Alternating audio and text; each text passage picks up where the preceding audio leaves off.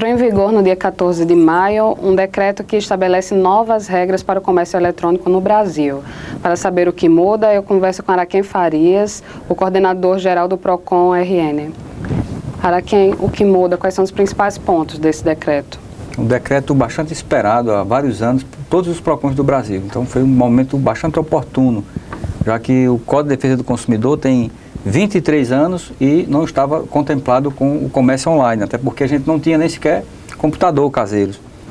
E esse decreto vem trazer exatamente uma segurança ao consumidor que adquire os produtos pela internet, exigindo que essas empresas divulguem o seu CNPJ, seu endereço, seu telefone e deixem as informações bastante claras e precisas de acordo com o que está no Código de Defesa do Consumidor. Então ele vem a reforçar exatamente o que já está no Código e trazer uma obrigatoriedade para que essas empresas deixem bastante claro, né, os dados, como eu já disse, os seus endereços, seus CNPJ, e que assim o consumidor tenha uma maior segurança na hora de comprar naquela empresa. Né. Como era, né, os consumidores muitas vezes chegavam no PROCON reclamando de uma empresa que tinha comprado e não tinha recebido o produto, mas não tinha quem reclamar, pois a gente não tinha endereço, nem um contato dessa empresa. Então, ficava difícil. A resposta que a gente, infelizmente, dava ao consumidor é de que não podia fazer nada por ele tinha caído no golpe. Mas com o decreto vem exatamente resguardar esse direito. Essa obrigatoriedade também vale para os sites de compras coletivas, não é? Que viraram febre aqui. Todos os sites que vendam produtos ou serviços, aquilo que está na internet, está obrigado a ter todos os dados da empresa para prestar as informações como qualidade, preço, prazo de entrega, que isso é muito importante, que a maior reclamação dos PROCONs é exatamente com relação à entrega dos produtos, né? A maioria dos consumidores que compram, que vão ao PROCON reclamar, é exatamente a demora da entrega do produto.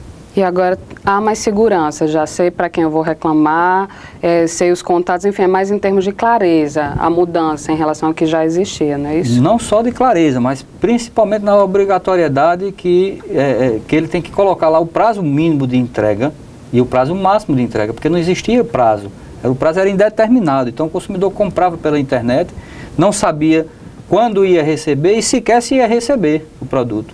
O maior número de reclamações é exatamente sobre a demora e a não entrega do produto. Tendo essas informações mais claras e essas obrigatoriedades novas, em caso de descumprimento, o que é que muda para o consumidor?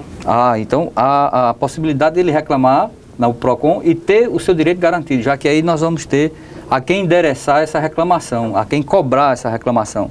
Então, os sites que não tiverem essas informações, que já está valendo desde o dia 14, né, poderão já ser punidos pelo Código, retirados do ar por determinação do órgão de defesa do consumidor de cada estado ou até da Secretaria Nacional, que é a Senacom.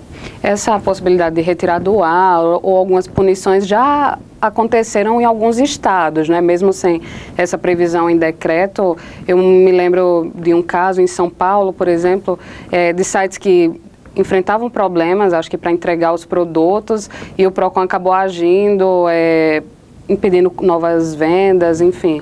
Só que agora isso é uma coisa que vai ser generalizada, não é? Exatamente. Então, muitas vezes a gente só determinava a suspensão daquele site por descumprimento da oferta, da entrega, mas agora nós podemos determinar simplesmente pelo fato de ele não estar prestando aquela informação que o decreto determina. O seu CNPJ, o seu endereço, os dados necessários para que o consumidor possa consultar se aquela empresa é idônea ou não. Quais são as punições previstas para as empresas que descumprirem isso?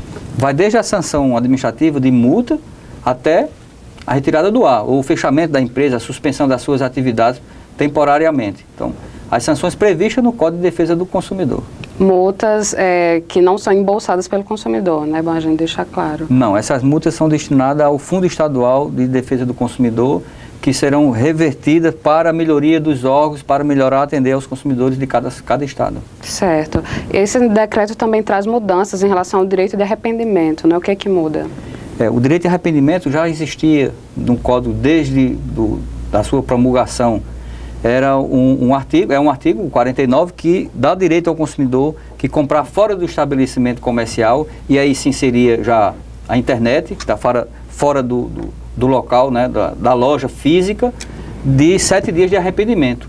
E o decreto veio reforçar para que os sites que vendam divulguem essa informação também, para que o consumidor tenha conhecimento que ele pode desistir da compra né, cancelar a compra ou o serviço e ser ressarcido do dinheiro que foi pago se for feito dentro desse prazo de 7 dias.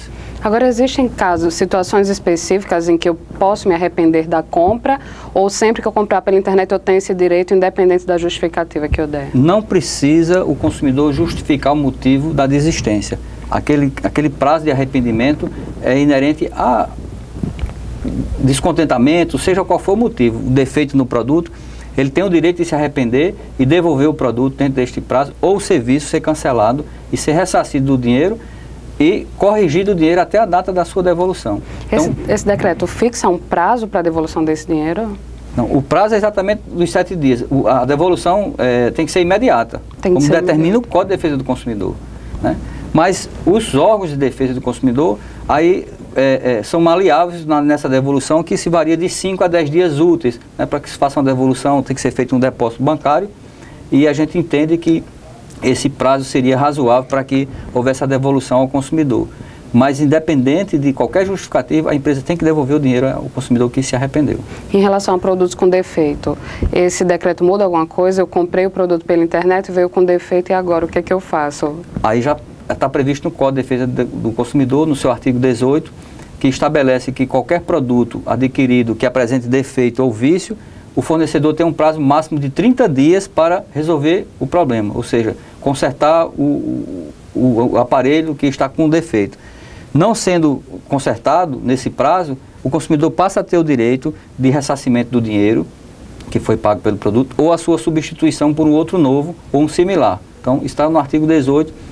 Não existe obrigatoriedade do Código de substituição de produto por defeito, e sim, o fornecedor tem esse prazo de 30 dias para solucionar o problema.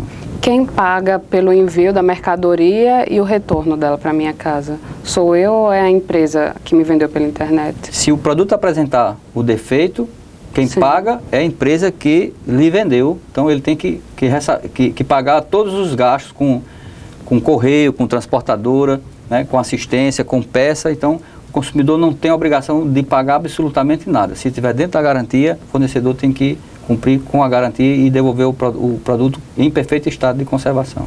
Há quantas andam as queixas no PROCON em relação ao comércio eletrônico? Aqui elas são crescentes?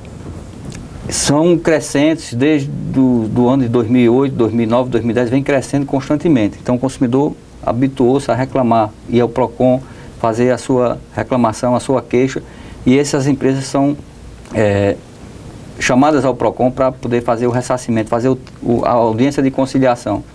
Esse número tem crescido bastante. Com o decreto, nós esperamos exatamente que diminua a quantidade de reclamações dos consumidores, exatamente por conta da clareza que eles vão estar obrigados a prestar ao consumidor e a forma como eles vão ter que entregar esse produto. Vão ter que determinar prazo de entrega, sob pena de sofrer as sanções previstas no Código.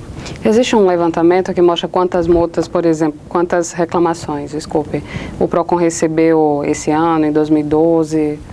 O PROCON divulga anualmente no site do PROCON o ranking das reclamações de cada ano. Então, as empresas de sites que vendem produtos pela internet também está lá nessa relação.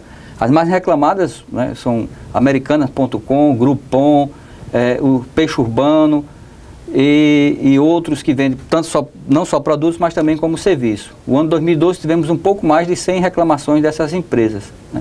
Em 2013, nós vamos com um pouco mais de 30 reclamações. Isso são os dados dos 4 primeiros meses. Então, está numa média aí... Considerada alta? Considerada alta, bastante alta. Apesar de que nós verificamos de que muitos consumidores não vão reclamar no PROCON. Os consumidores ficam aguardando que o fornecedor, por 30, 60, 90, 120 dias, faça o ressarcimento do seu dinheiro.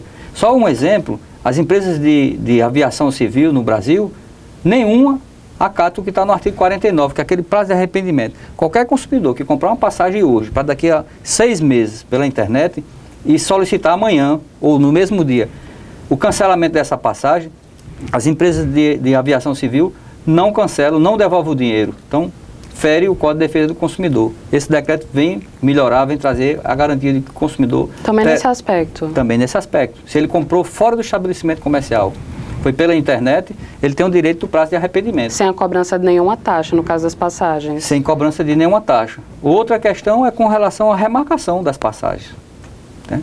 Que a Agência Nacional de Aviação Civil determina que seja feito um desconto de 5%, no máximo 10%. As empresas de aviação também não obedecem o que está na norma da Agência Nacional de Aviação Civil. E quais são as principais queixas que chegam ao PROCON em relação a essas compras, a essas negociações pela internet? No caso da aviação civil, é exatamente esse artigo 49, que é o prazo de arrependimento.